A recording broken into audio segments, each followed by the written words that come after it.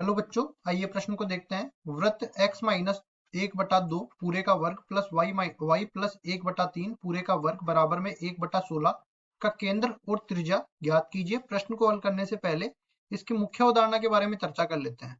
मुख्य अवधारणा तो यहाँ पे देखो, कुछ इस तरह से मैं समझाता हूँ इसको। वृत्त का बिंदुपथ कैसे निकालते हैं वो समझ लेते हैं। एक ऐसे चर बिंदु का बिंदुपथ, ऐसे चर बिंदु का बिंदुपथ, चर बिंदु का बिंदुपथ जिसकी जिसकी स्थिर बिंदु से, जिसकी स्थिर बिंदु से, स्थिर बिंदु कोई भी स्थिर बिंदु होगा, स्थिर बिंदु से दूरी नियत होती है, दूरी नियत होती है। अब देखो, ये स्थिर बिंदु तो केंद्र कहलाता है और इस जो नियत दूरी है वो त्रिज्या कहलाती है। समझा देता हूं मैं। देखो, इस तरह से मान लो कि कोई भी अपने पास बिंदु है, इस तरह से विचरण कर रहा है इस वृत्त के परिधि के सापेक्ष। तो ये जो स्थिर बिंदु है केंद्र, इससे इसकी दूरी जो होगी वो हमेशा समान होगी और त्रिज्या के बराबर होगी। केंद्र के निर्देशांक में मान लेता हूँ h, k के बराबर।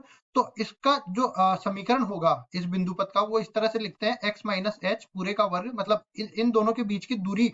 ये दूरी का सूत्र मैं लगा रहा हूँ यहाँ पे। देखो, x माइनस h पूरे का वर्ग प्लस y माइनस में k पूरे का वर्ग, ये अपने पास दूरी का सूत्र हो गया। और दूरी हमें पता है किसके बराबर है, r। इसका वर्ग कर दूंगा मैं, तो ये अपने पास बन जाएगा x माइनस h का वर्ग प्लस y माइनस k का वर्ग बराबर हो जाएगा r के वर्ग के बराबर।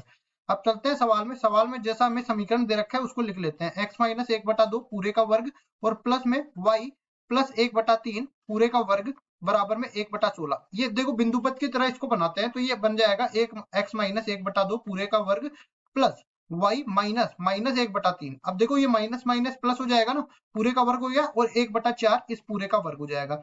यहाँ से मैं तुलना करूंगा तो h का मान तो निकल के आएगा 1/2 के बराबर, k का मान निकल के आएगा माइनस में 1/3 के बराबर, और r का मान निकल के आएगा 1/4 के बराबर। तो लिखते हैं इसका केंद्र तो किसके बराबर हो जाएगा, h, k में आना था ना मैंने।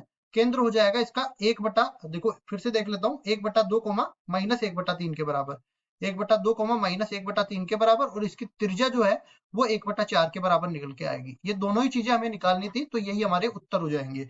आशा करता हूँ ये सवाल आपको समझ में आया होगा। धन्यवाद।